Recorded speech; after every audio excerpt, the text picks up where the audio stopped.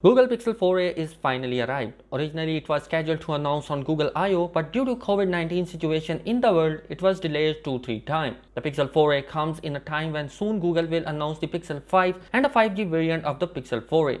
We don't know the pricing of those two phones yet, but we know that they will cost more than the Pixel 4a, which is around $350, and this price is $50 less than the last year Pixel 3a. Design-wise, Pixel 4a has changed from the last year Pixel 3a, which had a large bezels on the front, and now the Pixel 4a has a screen which is of a 5.4-inch OLED display with a punch-hole camera cutout on the top left side, meaning that it will have more screen than the previous generation. The Pixel 4a feels lighter as well as well balanced in hand, and the size is also pretty compared to what we are used to seeing, even from the sub $300 smartphone. The Voice Ascent power key is a nice touch on the just black model, and even as we began to see mid-range smartphone drop the headphone jack as well, the Pixel 4a retains it. Also, we will see a fingerprint sensor on the back side as well, meaning that despite having an OLED panel, Google still provided us the physical fingerprint scanner. The only reason which I think that Google has provided the physical fingerprint scanner is the speed of fingerprint scanner unlocking. Moving on towards the camera sensor, the front is housing an 8 megapixel camera sensor with a fixed focus and aperture of f2.0, which can take a great images. Although the back is a 12.2 megapixel of a camera hardware and it is nearly identical to the 3A's. The main camera gets a slightly brighter f1.7 lens, and what that means is that it can take more lights into the sensor.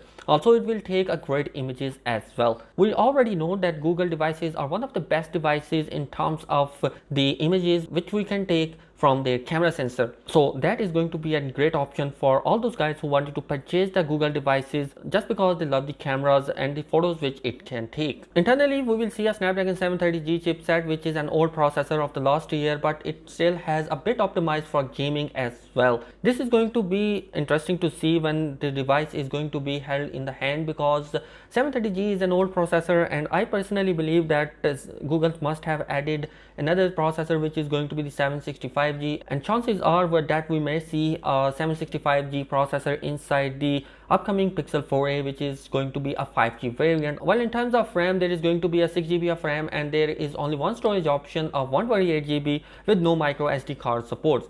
Many people may want an SD card support inside the devices, but I personally feel that 128GB is quite a big storage and it would be more than enough for most of the users to utilize. Well, lastly is going to be the battery, and in terms of battery, it is coming with a 3150 mAh of a battery inside with a USB-C type 18-watt fast charger inside the box. So I personally believe with a lower price point, expandable display and added storage, we anticipate it will be just an easy to recommended device. Another factor which makes this device more recommendable is that it will although have a single camera sensor on the back, but Google well optimized camera app algorithm allow us to take a nice photos using these camera sensor, and that is a plus point for many of the users who wanted to buy that device. You will get the latest software and the security updates inside the Google Pixel 4a, because it is going to be a Google product and Google push their software update firstly in their own devices. So guys, what are your opinion regarding the upcoming Pixel 4a? Would you buy this device? Let me know your thoughts in the comment section below, and also please do consider subscribing my channel for more updates. Thanks for watching this video.